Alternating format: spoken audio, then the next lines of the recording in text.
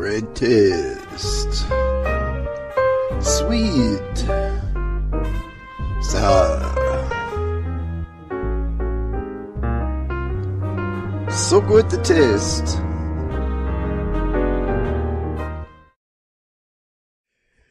Welcome to Great Taste on KRUU 100.1 FM, the solar-powered voice of Fairfield, Iowa. I'm Steve Boss, and we are coming to you live from the Hy-Vee Club Room.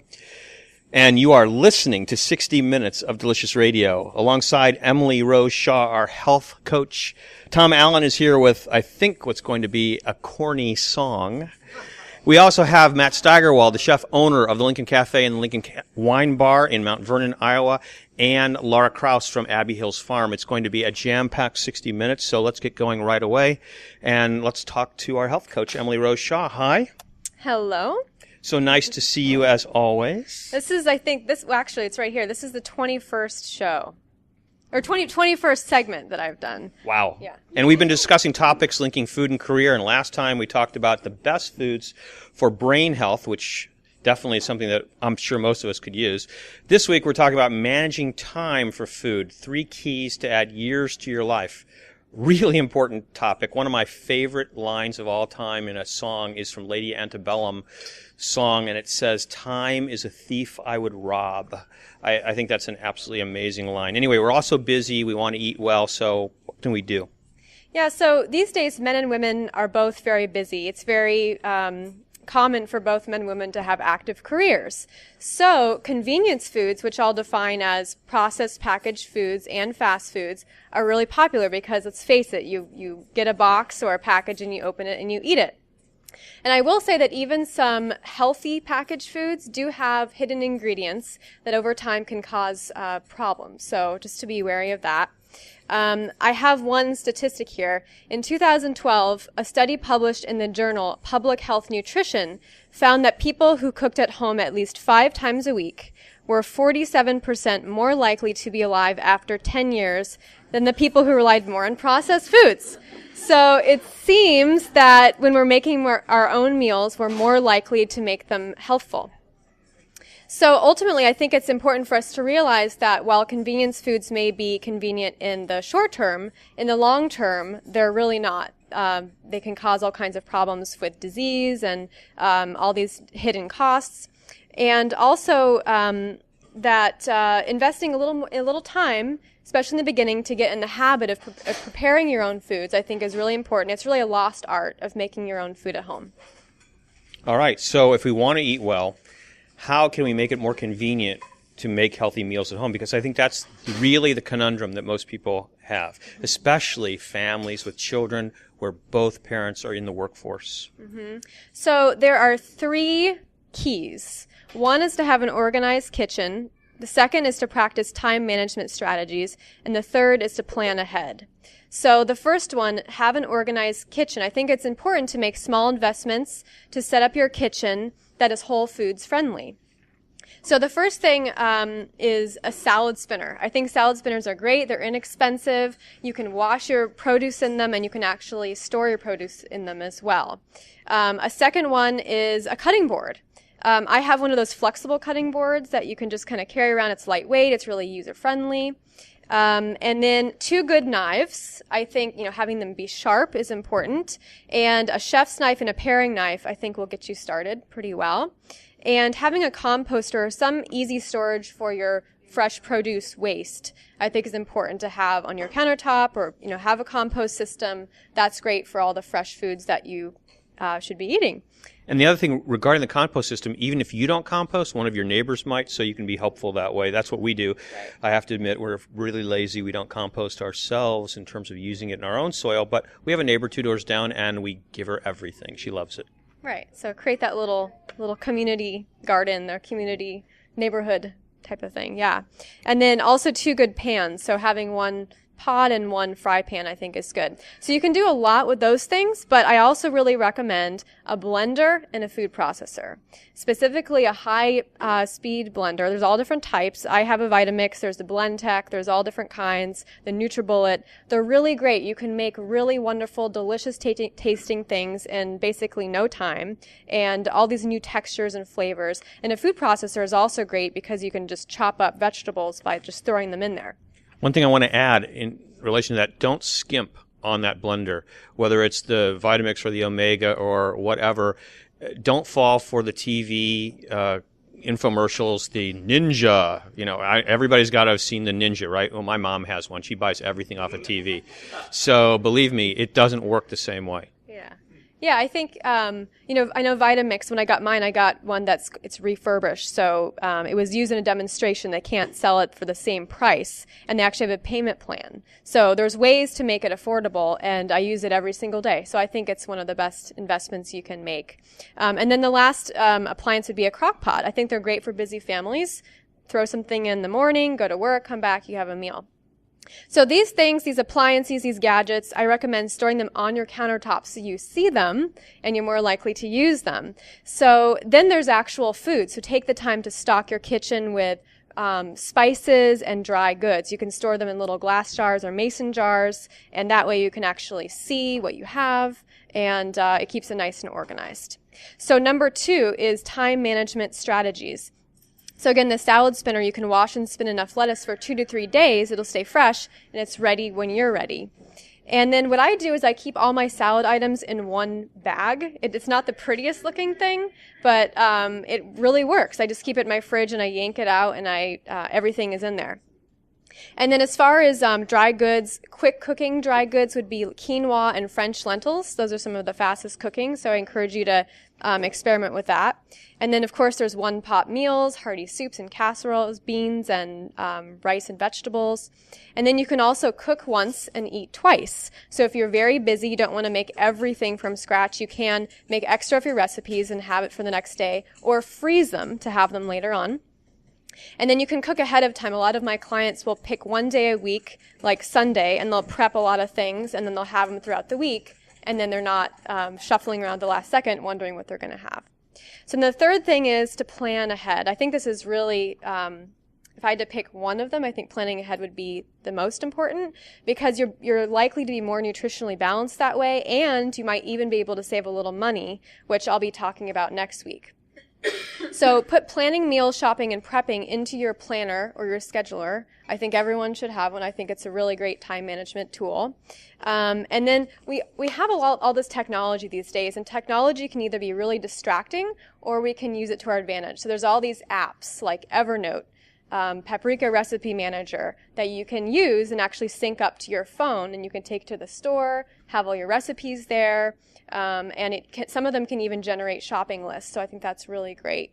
And then if you don't want to do that, you can just have a simple file folder on your desktop computer, and you can even put meal plans in there and have that. So if you're like, what am I going to make for the next week, you can just go to it, and it's simpler that way. Definitely an organized kitchen. That's awesome. I mean, really, really important.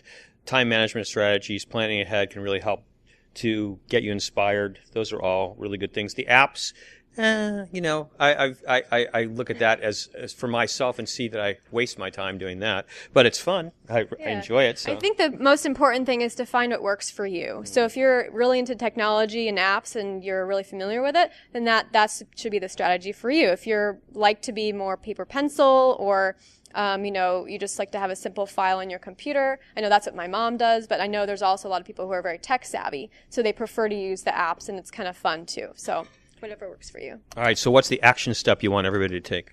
The action step is to plan ahead. So decide one day that you're going to plan what you're going to have. And it doesn't have to be for breakfast, lunch, and dinner 7 days. You can, just start by planning some of your meals, and then plan when you're going to go shop for them. I recommend going to the farmer's market, especially this time of year, Saturday and Wednesday. And then if you need to prep your food in advance, pick a day that you're going to do that. Sounds absolutely perfect. By the way, one of our audience members actually took your advice for the action step when he went on vacation couple of weeks ago, and he wrote down everything that he had. And I thought it was really interesting because the first thing that hit you always talk about healthy things, right? And the first thing that hit my eye was donut. And then after that was hot chocolate. And I'm not sure what else was on there, but macaroni and cheese, I think that was on there. So he did take your advice. He wrote everything down that he had on vacation. I'm not sure how much he was listening about the healthy part. But anyway, he had fun, I'm sure. It's the first step to write things down. When you write anything down, it's so much more powerful. So now you have that proof. Okay, this is what I ate. So if anything, it creates awareness around what you are eating. And then, and so then now we know. And so, and if he wants to, he could start to make some other choices as well. And it's never like an all or nothing thing, so. Or, as someone mentioned, that's why they call it vacation, right? That's our health coach, Emily Rose Shaw. You can find her at EmilyRoseShaw.com. All right, let's talk corn. We've got a lot of corn to talk about. You can see a lot of corn if you're actually here in attendance. Otherwise, you have to just kind of imagine what corn looks like. Matt Steigerwald is busy whipping up what? Cornbread. So I'm from North Carolina. And I feel like I kind of grew up just making cornbread. My mom would make cornbread, and so when we talked about making cornbread for this event, I didn't really have a recipe because I usually just, that's enough butter. I don't want to go downstairs and get more. That's enough buttermilk because it's a quart. It's already here. So then I had to actually start to write stuff down for the recipe because I want to at least have something for you to see, and so It always works out great. I mean, it just always works out great. I think it's just like I was just raised eating it every day, and my mom would make it constantly. And so I just make it without even thinking about it. And then when I had to actually write it down, it was a little bit of a task, but it's my favorite thing to make, really. I could eat cornbread all day. And this time of year, it's even better because you can put the fresh corn in there and it's so local and great. Well, I actually agree with you. I could eat cornbread every day, and I have to say I've never had cornbread with fresh corn, so I'm really? Yep, never. I make it, but it's never with fresh corn, so I'm really looking forward to that. Well, the other thing that we do that I think is really important is instead of just buying like cornmeal, I will use the heirloom grits that we get them from different people. I think these are probably the Anson Mills grits from South Carolina, and I grind them in the blender first, so they're fine like corn flour. And it's just such a better flavor than if you just buy off the shelf like cornmeal. So it's great. Now, I'm curious because you said you never use a recipe, but do you make cornbread for the restaurant at times? Yeah, we have it on the menu right now. I have a crawfish cornbread. So I make like a crawfish étouffée, and then I fold that into the batter, and that works out really nicely. So I'm laughing because there's a guy in the audience who, now that you said that, I know that he's making reservations in his head, that he's going to head up there because you're not going to be able to resist that, right? Right. I'm looking at him right there, right? Okay. Now, so what else have you got here? This looks like something interesting. So when I was thinking about the cornbread, we wanted to put some butter on there. Got to have a lot of butter on warm cornbread. And because 3 or 4 farmers are bringing us as much corn as we want this week, next week, hopefully as well, I had a bunch of corn milk. So when we cut off the cobs, we slice off the kernels, and then we go back and with the back of the knife scrape the cob to get the corn milk out of there. And I wanted to make a flavored butter, and I thought, well, if it's a show about corn, let's just do roasted corn butter for the cornbread. So I just did the corn milk off the cob, a little bit of kernels, sauteed them in olive oil, and then softened some butter and whipped it all together with a little salt. So it's kind of a corn butter on cornbread. And I tasted it already, and it's absolutely delicious. Good. And there's one more thing, because I see some pickling spices. So we're making a sweet corn pickle. Just another thing. We do a lot of pickling at the restaurant, especially right now. A lot of veggies around. And we have a very small restaurant and limited menu, so if I can't use everything the farmers have, I still want to bring it in because I love the products and the veggies are so great. Best way to use it is to pickle it, because then I can have it in the fridge for like a few weeks to use on other things. So this is a sweet corn pickle. Actually, I learned to make this pickle from a restaurant I used to work at in North Carolina called the Magnolia Grill. That's actually not open anymore. And the gentleman who was one of our cooks who made up the basic recipe, I've altered over the past 10 years, but the basic recipe, he was actually from Iowa. And he had moved to North Carolina for college and was cooking with us. And he said that his mom used to make a pickle like this. So he brought that to North Carolina, and I'm bringing it back to Iowa, basically. So Now, will this be a recipe that we can utilize in our own homes and something that we can also put other vegetables in? You could put it, I mean, as it is, you could put it on tacos or on steaks or fish, whatever you'd like. I mean, it's great to have just as a way to liven up a summer grill. But you can also throw different flavors in there. Like I've made it before with sort of a Middle Eastern spice. I've made it with curry powder, Indian curry, and I've made really, really hot ones as well. But you could also mix in some chopped kale or even little other, green beans, other vegetables. It's just, like a basic summer garden pickle, and we use it a lot with corn this time of year. Okay, that's fantastic. All right, I'm going to stay out of your way for a few minutes, and we also have polenta cooking, right? That's another thing that's going on. Okay, so that sounds wonderful. You're listening to Great Taste on KRUU 100.1 FM, the solar-powered voice of Fairfield, Iowa. I'm Steve Boss, and we are talking about corn. One of the, I've been told anyway, that you are a corn expert. I'm talking to Laura Krouse, who's shaking her head here, of Abee Hills Farm. I think one of the things that I want to mention about Laura is that we are going to talk about corn, but Laura also does a CSA, which most people know. If our listeners aren't familiar with, that's Community Supported Agriculture, and over 200 families, I think, belong to your CSA. So that's quite a lot of work on a weekly basis. Quite a lot, yeah.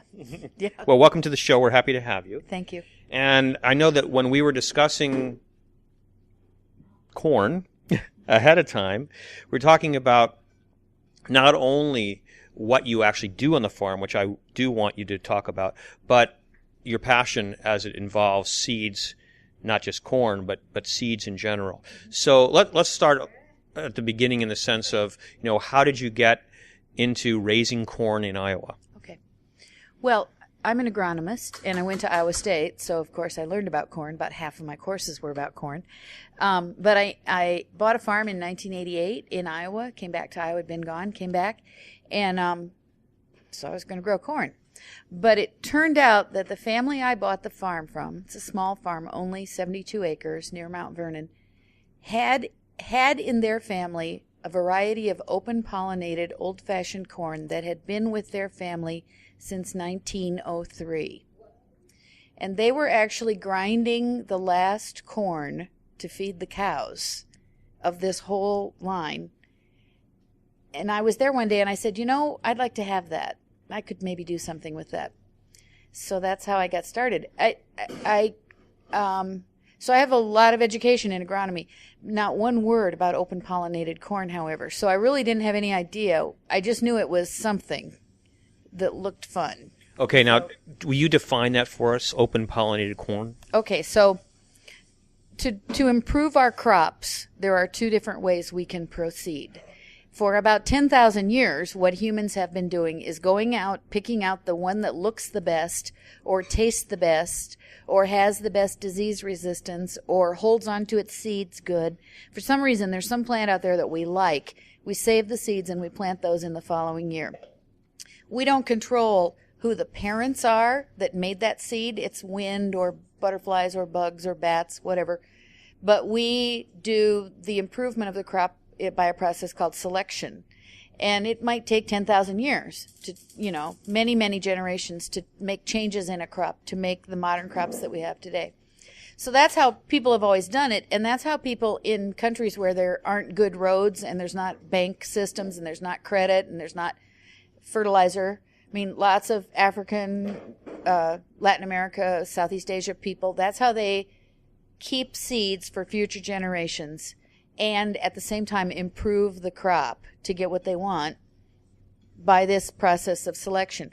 And that process that forms those seeds, we call that open pollination, sort of uncontrolled mating to make the babies that are inside the seeds.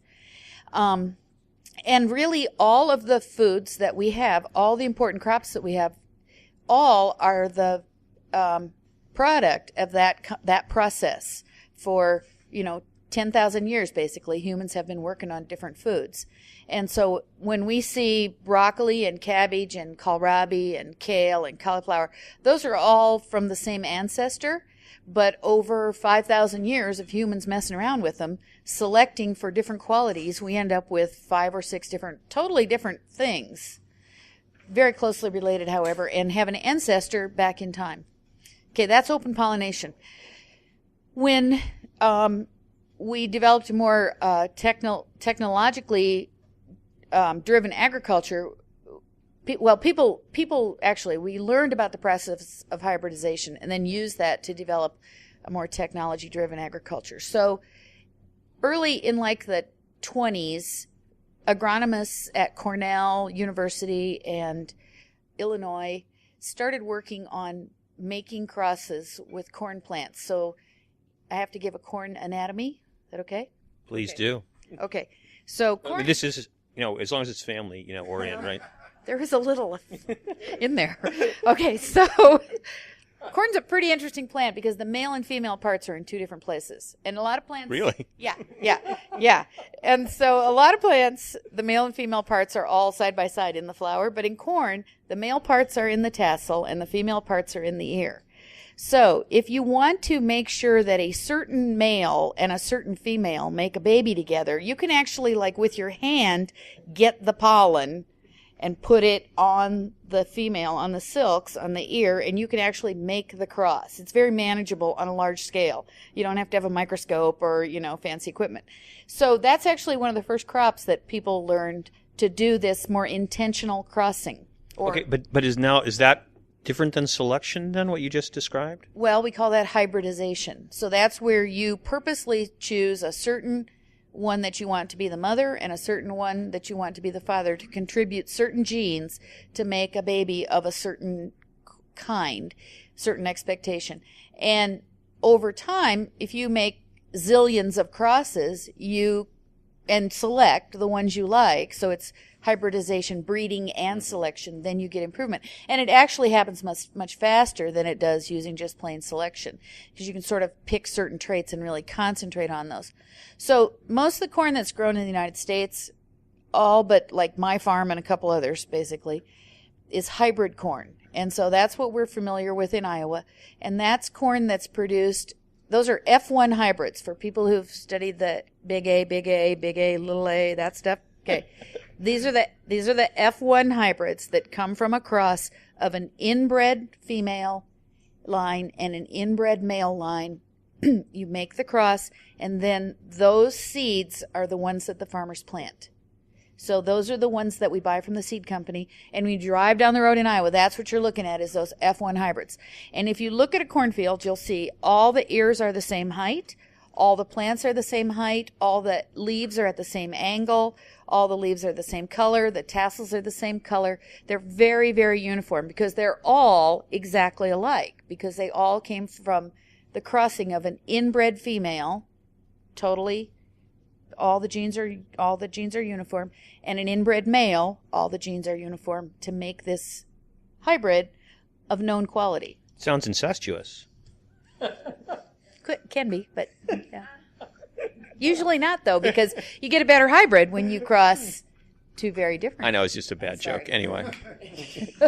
Okay, so now how is that different, what we just talked about, hybridization, because we were talking about Iowa, in terms of, don't we have a lot of genetically modified corn in Iowa? Is it the same?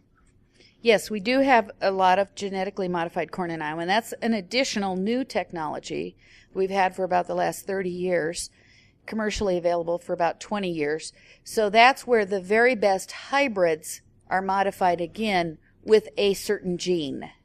So the technology was developed to identify genes. That's kind of a big deal, to figure out which group of nucleic acids actually is a gene, and then get it out of somebody else's genetic material, and then move it into corn genetic material and get it to stick, and then get it to grow something. I mean, it's a very big technology deal. Took long time to develop all that.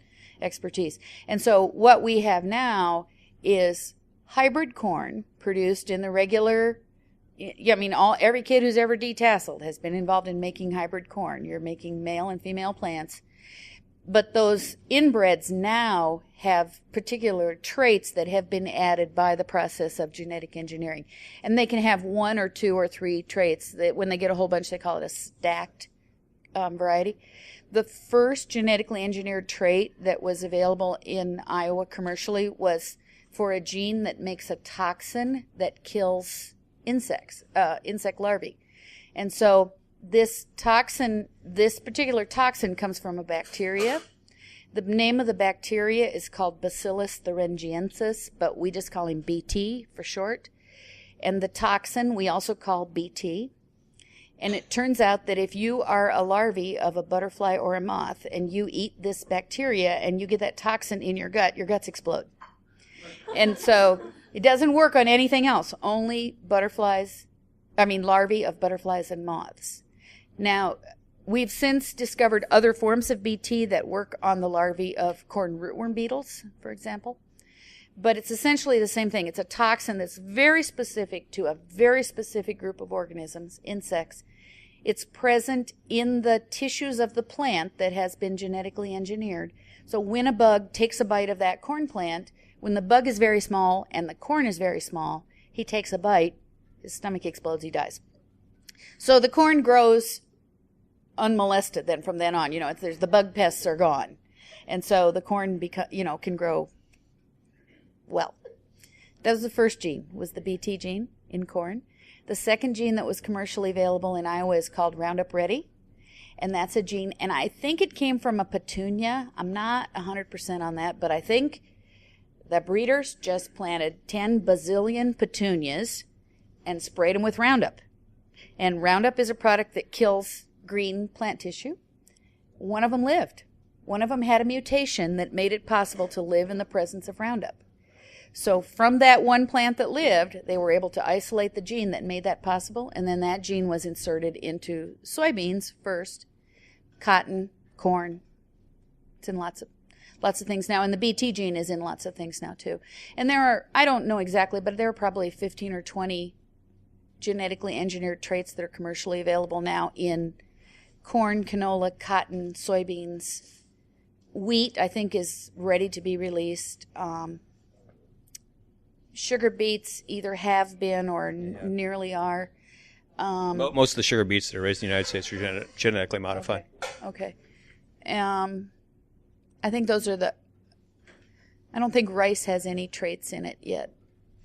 Not yet, maybe. But so what's interesting to me is that here you are, an agronomist, telling us all about essentially, and I'm going to call them 3 different ways that breeding, we'll say, takes place over time. Crop improvement. And you have chosen we'll say, the old-fashioned method. Well, it's kind of pragmatic, it was there. And so it's pretty interesting. It's pretty fun, and I do it kind of for that reason. It turns out that this corn that their grandpa went to the World Corn Show in 1903, Mr. Bert Neal, and he brought home a handful of a champion ear of corn. And he started a seed corn company in Section 32 of Lynn Township of Lynn County, Iowa. So that was quite common then in 1903. There were many very small seed corn companies that had seed that was very well adapted for that farm and that neighborhood. And so he would have sold seed to people all over his neighborhood, and it would have done really well right there in Lynn Township, Lynn County, Iowa. Maybe in Franklin Township also. Okay, so it was very well adapted to this very small area. There were thousands of companies like that. When Grandpa Neal started selecting, one of his criteria was, I have to be able to reach the ear. So those ears, that was really tall corn. Those ears were really high. He didn't put it into the pool if he couldn't reach it. My criteria now is it has to be between my shoulders and my knees. So it's in that amount since 1903. The ears have moved down the stem that much. So he happened to select for high protein. And I don't know if he knew if he was doing it or what, but he happened to develop a high-protein corn. So I actually have kind of a little market slot here that it's possible for me to fill, because it turns out that this variety, we call it Abee Hills open-pollinated, is pretty high in protein, like 50% higher in protein than average the corn across the road, and super high in digestibility, and makes quite a lot of tons of biomass, per acre. And it turns out to be really desirable for organic dairy farmers. So I sell my seed to people who grow it and then chop it as silage. So they chop it green and they put it in big plastic bags or in silos and they ferment it. And then dairy cows eat that in the wintertime. What's interesting to me, and I have to say, I don't know anything about this. By the way, you're listening to Laura Krouse, who is the owner of Abee Hills Farm near Mount Vernon, Iowa, and we're talking about corn. This is Great Taste on KRUU 100.1 FM, the solar-powered voice of Fairfield, Iowa. And what's fascinating to me is that I heard for many, many years, corn-fed beef was the thing, but now in the last, say, 10, 15 years, as we become more, we'll say, involved in the local food and locavore and sustainability, it's all gone, back to no, grass-fed beef is the way to go. But you're not actually talking about that anyway, because you're talking about giving food this is for dairy farms specifically. But I guess what I was trying to understand is that I've heard that cows don't do well on corn, and I'm wondering if your corn is that different, that's the reason that they do well on it. Well, could be. I don't know. Yeah, digestibility is one of the things you mentioned. It's very highly digestible. And I'll tell you, the way we know that, I can prove that to you, is because it's very highly digestible to bugs, too. And so I have insect pests. And in the fall, when it gets really windy, the corn might blow down because the insects have been chewing on it too. It's super highly digestible and easy to get to. It doesn't have a really strong, the material that makes the stem of a corn plant is really stiff and difficult to digest. It's cellulose, certain kind of cellulose. It's super hard. And this doesn't really have that kind of a rind. So, I think the people who are really concerned about corn-fed beef, it's more as we finish steers and cattle in lots for the last, 400, 500 pounds of their life. They get finished on a pretty hot ration, a pretty high protein, high energy ration of corn and something else, something to provide protein. And corn's really high in energy. I mean, it's mostly starch, so it's mostly carbohydrate, high energy. And that high energy diet is not really well suited to a cow's gut. No, cows do better on cellulose. So one thing that you did mention, which I think is interesting, is so you have to deal. You're growing organic corn. You have to deal with these pests. So what do you do to help make sure that you have a crop to harvest? Well, I select for disease and insect resistance. So every year, if it has a bug in it and it fell down, I don't take it. So the ones that are more resistant get into next year's seed. But like all organic farmers, I use crop rotation. So I plant different things in the field year after year after year. My rotation happens to be garden 1 year for my CSA, then corn. Then in year 3, I plant oats and hay, and year 4 and year 5, I have hay. And then we plow that down, plant garden, go back to corn. So what that does is provides fertility and weed suppression, but it also, and nitrogen from the air gets into the soil. There's lots of good things. But it also breaks up the life cycle of the pest. So a corn pest that would like to live underground and eat corn roots every year or corn roots every other year, like if you have corn-soybean rotation, there's pests that can actually hang out in the soil during that soybean year and wait until the following year when the corn comes back, and then they start eating again. So I've got a 4 or 5 year stretch in there, so it breaks the life cycle of a lot of those pests. You fool them. Yeah, that's kind of what you do with organic farming. Yeah, I like that. I want to come back to you in just a few minutes to talk a little bit about seed security, because I know this is a topic that's very important to you. But meantime, we need to get over here and ask Mr. Steigerwald what's going on, because the whole air is filled with pickling spices. Yeah. Well, I had corn from Laura, in fact, and we got mustard seed, a little turmeric, something I always put in there. A couple chilies, coriander, a little sugar, a little cider vinegar. I think actually this is champagne vinegar. A little salt, onion and garlic, and I heat the spices and the onions and everything first in the vinegar. Let that kind of mingle a little bit, get to know each other, and then I throw in the corn for just a few minutes, bring it to boil, and then we'll just turn it off and chill it, and that's your corn pickle. I'll add something green usually when it's cold, just because it looks nice to have a little scallion in there, or parsley, or something colorful, or cilantro if it's a Middle Eastern or Mexican thing I'm doing. And so that's done. I'm going to lay it out to cool, and we've got that polenta. I found some smoked Gouda in the fridge, so I put it in there. And then we also had about half a quart of corn left over I didn't put in here. We threw in there too, and then some of the corn butter. Okay, and you're remembering all this because you're going to send me the recipes, right? Like I did last time.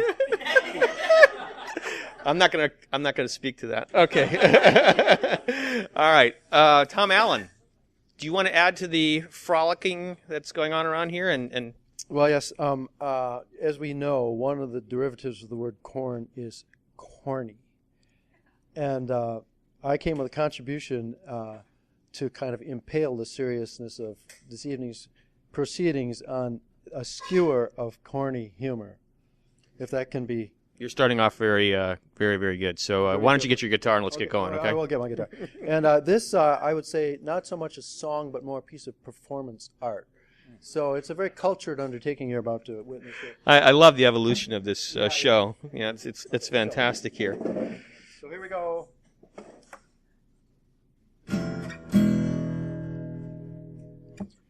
Corn, corn, corn, corn, corn, corn, corn. You thought I was talking about a corn on my toes? No! Corn, corn, corn, corn, corn. You thought I was talking about corny humor? Far be it from me. Corn, corn, corn, corn. You thought I was talking about the cuisine of 20 million Iowans with curly tails, forelegs, and footballs growing on their backs. Getting closer. You thought I was talking about the more the better GMO-laced quantity without quality or integrity corn owned and operated by agribusiness megacorporations. Well, what a scintillating guess.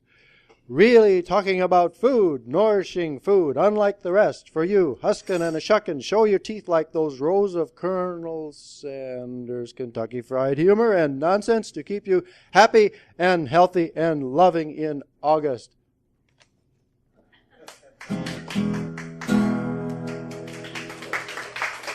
Wow. Don't mention it. Don't mention it. Thank you very much. Was that corny enough? That was absolutely awesome. You know, so you know what? I can almost see Poet Laureate of Iowa coming up somewhere. You know, I'm not sure. We'll talk about it. Right. We'll talk about it. Jan Swinton, would you mind coming up here really quickly because we want to talk a little bit about the farm crawl. Would you tell us a little bit about the farm crawl that's coming up? Yeah, we've got a farm crawl coming up the Sunday after Labor Day. So it's a whole week after Labor Day weekend, the Sunday after. So we've got two wineries, the Cedar Valley Winery, which is very close here. That sounds like a farm. Yeah, it is a farm. And the Wooden Wheel Winery, which is up by Keota, quite a ways north of here. In Sigourney is my favorite spot. There's one of our farm market vendors here, the Websters, Doug and Tanya Webster, and their kids that vend here all the time. And they have a beautiful 6-acre orchard and farm, 80 varieties of garlic and 200 varieties of heirloom tomatoes. Beautiful, really a neat farm. And kids and bees and all kinds of beautiful stuff on their farm. And in the library parking lot, right about a block from their house, we're putting up a little farm market. And Julia Stutzman will be there with her Stone Hearth Pizza. And she's doing margarita pizzas for us out of the back of a horse trailer. So it's just, that's a really cool thing. And, Matt, I think that's something you need to start to consider. a stone pizza thing out of the back of a horse trailer. Yeah, that's a lot of fun. And then back closer to town, we've got the Rouses. A lot of you probably know John Rouse. She is now farming with Vince Yeager, and they are doing a certified organic farm. A lot of their produce, well over half of their produce is here at Hy-Vee. And so you can see their stuff back in the produce department here. It is certified organic. They've got a brand new 7-acre place where they're farming together. It's kind of in a funny little valley, so if you drive out there, you're going to get on a little bit of gravel and dusty roads, so don't panic. That one is very nice. And let's see, what are my other farms? I don't know, but tell us again when this is. The Sunday after Labor Day. It's September 8th on a Sunday afternoon from noon to 6. You can attend any of those farms anytime in the afternoon. They do have the dietitian here at Hy-Vee has the flyers, and there are some out in the place where you pick up the magazines here in the store too. All right, and tell us a little bit about. You were kind enough to get this corn, and someone was kind enough to give it to us for everybody to enjoy, and also the beautifully ground corn that I think was just ground today. Yeah, it was. Pat Crawford from Van Buren County grows heirloom corn, and she grinds it, and they grind it and sell it at markets all over town. We actually went down and got some of hers whole. There were 3 bags in that bag that I gave you, and we got it whole from her farm and then brought it up and put it through the stone grinder here at the St. Mary's Kitchen. And so we did some of it into flour, which is very fine. We were running it at the same rate that we would of wheat flour, and then we opened it up a little bit and made some grits, and so did a little bit bigger. And I don't know, is that what you're cooking tonight? I hope so. I don't know. I just open up one bag, whatever is in, that's what we're cooking. Whatever it is, that's the way it goes. And I also wanted to just mention to you, as an aside to our listeners who can just listen in, Matt Steigerwald, you might want to talk to him about some of the people that you know, because he loves to get all kinds of the best food that's available all over Iowa, and what's going on in a lot of counties, right? Okay, really thank you, Gian. We're doing a national Women in Farming event next month, and yeah, we're finding the best of everything all over the whole state to show off our Iowa women farmers. Well, you know what? Speaking of that, I'm going to go back to talk to Laura Krouse. Thank you. So one of the things that one of our listeners actually sent to me today was an article from Jonathan Foley, who's the director of the Institute on the Environment at the University of Minnesota. And he wrote an article recently about the corn system in the United States. And he said that there are actually 4 major problems with this system. The system uses a large amount of natural resources. The corn system is highly vulnerable to shocks. The corn system operates at a big cost to taxpayers. And the bottom line is we need a new approach to corn. And I'm very interested to hear what you actually thought about, because I know that you actually read the article. Yeah, he's right. Well, that's pretty simple then, isn't it? Well, let's talk about this. So then I recommend that everybody, I recommend that everybody reads this article, and I'll put a link to it in the blog post. Yeah, that's a good idea. Right. Because what I really wanted to discuss with you is the whole concept of seed security, who owns seeds, and what do we need to be thinking about as we see the future of farming evolve. Well, mostly big giant multinational corporations own the genetics in our seeds. That's very scary. Yes, of our important commodity crops, particularly corn and soybeans here in Iowa, for sure. So a handful of companies, maybe 4 huge companies, own almost all the genetics. They license them out to smaller seed corn companies. So we have a number of small seed companies in Iowa, like Miller Hybrids in Washington County. So he licenses the genetics from Monsanto or Syngenta or DuPont or whoever. And then so he sells a locally adapted hybrid that he develops right here in Washington County. But basically dependent still on those companies for kind of the big guns that go into that corn. And so it's what many people are starting to talk about is that this is not safe. This is not a lot of things. One of the things, it's not safe. So it creates a very brittle system where a very small number of powerful people control something that's very important to everybody.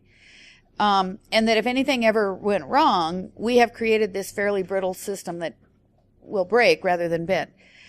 Another problem that I see with it is that when corporations buy genetics, so they might buy a genetics from a seed company that's like going out of business after 100 years of breeding, making inbred lines, they'll decide to sell out. That happened in Williamsburg. What's the company? Okay, but it happened in Williamsburg, Iowa. Yeah. Mm-hmm. Okay. So they sold all of their genetic material to another company. Well, that company who bought it, they can't maintain all that stuff. They can't, because the only way to keep genes is to grow them. And so you got to have land, you got to have tractors, you got to do stuff, you know. And so you got to handle corn. And so they only select the genes that they think are going to be valuable to them, and they just sort of let the others go. So they just let those genes disappear or become extinct. So we lose the diversity. Right. So you lose diversity. So when you put genetics into the hands of fewer and fewer corporations, you also, besides making fewer and fewer people responsible, you also really shrink the genetic pool. Now, there's still bazillions of genes for corn out there. And corn, like all living things, every time they make sex cells that are going to make corn for the next generation, there can be mutations. There's always mutation all the time. So new traits are going to develop all the time. It's not like we're at some dead end or something. It's just that there might be some kind of important traits that have been around for 100 years or so that somebody might know something about that we might like to keep for another 100 because we might need them, you know. So I guess I kind of worry about that. There's an idea that people are starting to think about now called seed sovereignty. And I don't know if I can articulate it as well as I wish I could, but I think it's the idea that regular farmers developed all the food that we have. This business about a couple of companies owning all the genes and patenting and making them unavailable for other people to use, that's very new. That's 20 years. So people have developed the foods, people have cared for the genes, people have kept the genes going on to the next generation, and that people should own the genes. People should have the right to use the genes, particularly of crops that are important culturally or environmentally really important to their ecosystem where they live. So there are horror stories, you know, of rice farmers in India losing the rights to plant their own village rice, you know, one of the 80 or 800 kinds of rice they have in their town, you know, losing the right to grow that because some company bought those genes. And I think that's pretty disturbing. So there's a move, and you can Google food sovereignty and seed sovereignty, and you can kind of get this idea that we are citizens of the world, that the genes belong to us, and that we should be able to have free access to the genes, especially farmers, to do the improvement of the crops. And there's a lot of thought that farmers should begin to take more responsibility for improving our own crops. Instead of always calling Pioneer to get my soybeans, you know, maybe I could start to develop a soybean variety that would be well adapted to my farm, that would meet my needs that I need to feed or whatever. Soybeans is a bad example, but that we don't always have to go back to a company. They don't automatically have the right to control all the genes and develop all the new varieties. I could do a new variety and I could release it and I could let other people use it. And then with the idea of seed sovereignty, that I would let other breeders use it in order to develop even more new varieties. I think this is, yes, thank you. I think what we should do is we should think about, Jan, I'm going to put this idea out to you, that this sounds like something that we should actually have some kind of panel discussion on, where we should put something together on a larger basis, have a number of farmers and really talk about this, because it's an incredibly important, not only important, but it's disturbing, and it's also totally insane. I mean, I'm giving you my opinion, of course, you know, because of course, the farmers who raise the crops, who spend their lives and generations of their families, they're the ones that should control this. And you're right, the horror stories in India are amazing. And Vandana Shiva has had to work, she's one of the heroes there who has had to work for years and years and years to keep companies like Monsanto from actually, they had the gall to try to patent basmati rice. What the heck is that all about? Anyway, thank you very much, Laura. It was really just wonderful to have you here, and maybe we can do something where we can have a longer discussion about this as time goes on.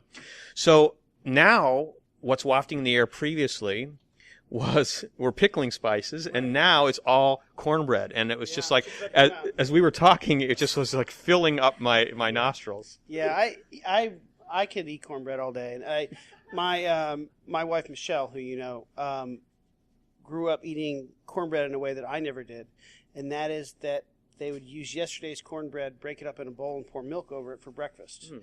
And does anybody ever eat that? Has anybody ever done that?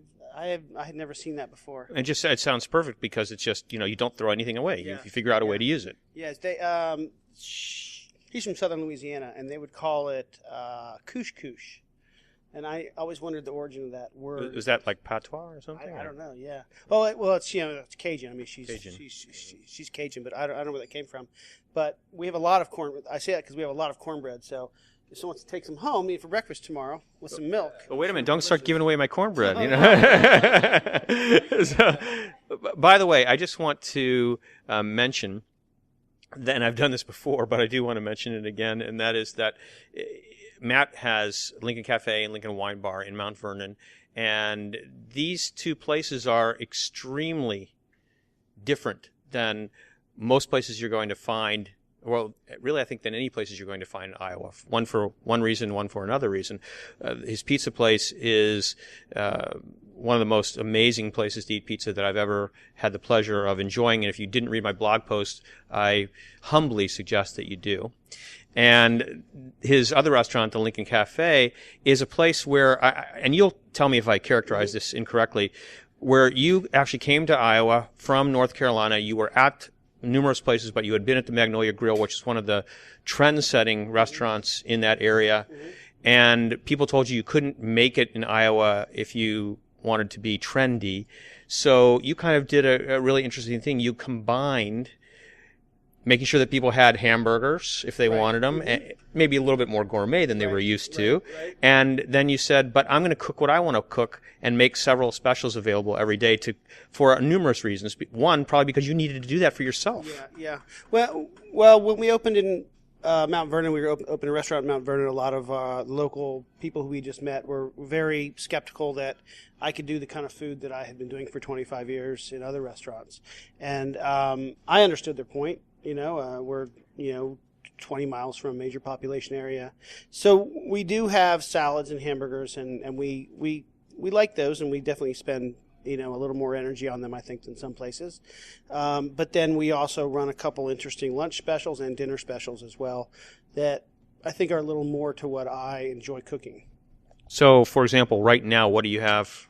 Right now, we have I just started that crawfish cornbread, doing a smoked organic chicken with a roasted garlic chev and the crawfish. You're killing me, by the way. Griddle. And then I learned this pickling method in a Calabrian cookbook where they will salt vegetables, boil them in vinegar, and then do like an olive oil pickle, and press them in olive oil pickles. I so much zucchini, so I'm doing that with mint and chilies and zucchini as well on the plate, and then I'm finishing it with a little. Right now we're doing local honey on it from my old hive, and just a little swizzle of that. So that's an example of the kind of things we do at night. Yeah, it's wonderful. I really just. Okay, I don't want to talk about it because I have to leave town on Saturday, and I'm not going to be able to go before you. But you're always changing the specials anyway, so it's always a surprise that's there. One of the things that I thought was interesting, I know you're trying to check this cornbread now. It's absolutely gorgeous, but I wonder.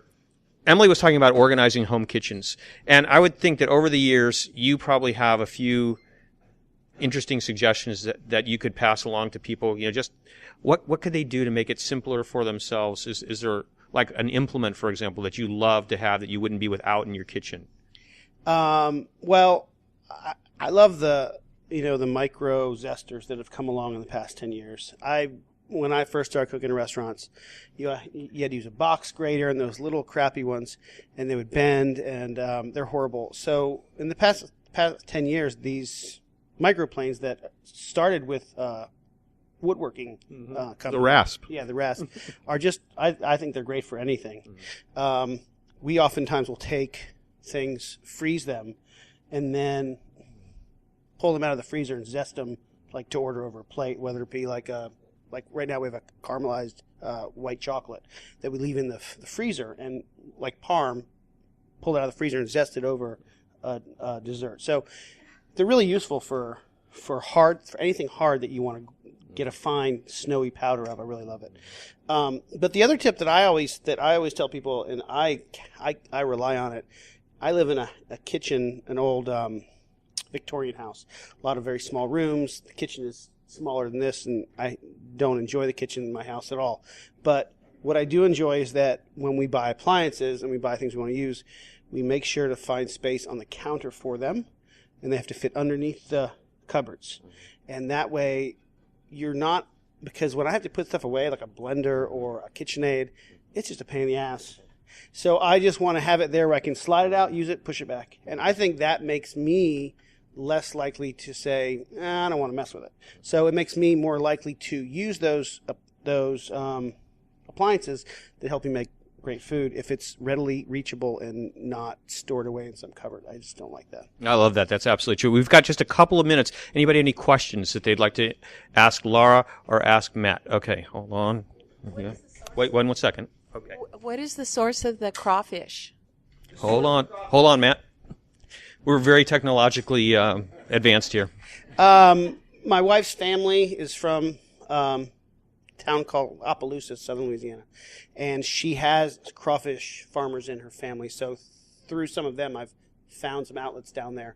It's actually been a lot harder to get Louisiana crawfish than it was 15, 20 years ago. The vast majority of crawfish comes from China, and we get the whole live ones if we're going to do something with them whole and live. But like for this, I get the packs of the meat that's already picked, and we only get the Louisiana crawfish. I think the stuff we get is probably from Breaux Bridge, but I'm not sure where this last batch came from. But I mean the stuff from China, it's out there. It's mostly what you'll see unless you ask specifically for Louisiana crawfish. They will send you the Chinese crawfish, which it's fine. It's a little smaller. I don't think it's as flavorful, and it's traveled all around the world. And what's the point? All right. Hold on. I'm just going to try. We can ask him some questions afterward. We'll try to get us to as many people as possible. I have a question regarding the corn system. You're saying that it's very sort of teetering out of balance right now. What could go wrong? What if things could go wrong, went wrong? What would be likely to go wrong? A drought, a disease, a bug, climate change. Climate change is the big unknown. It's climate weirdness. Our corn crop right now this week suffered an awful lot. We lost yield this week. That wind yesterday with 95 degrees and wind was a big bad deal. So things can change pretty quickly. The classic example is southern corn leaf blight in the early 70s. There was a gene that was in almost all of the inbred corn lines that made the corn susceptible to a fungus that caused a disease called southern corn leaf blight. And a whole lot of the crop was lost one year when the weather conditions were just perfect for that disease. And that was a good lesson for corn breeders to sort of widen the base. I want to thank Laura Krouse. I want to thank Matt Steigerwald for being here. It was really fascinating. 60 minutes of delicious radio. Great taste. KRUU 100.1 FM, the solar-powered voice of Fairfield, Iowa. Great taste.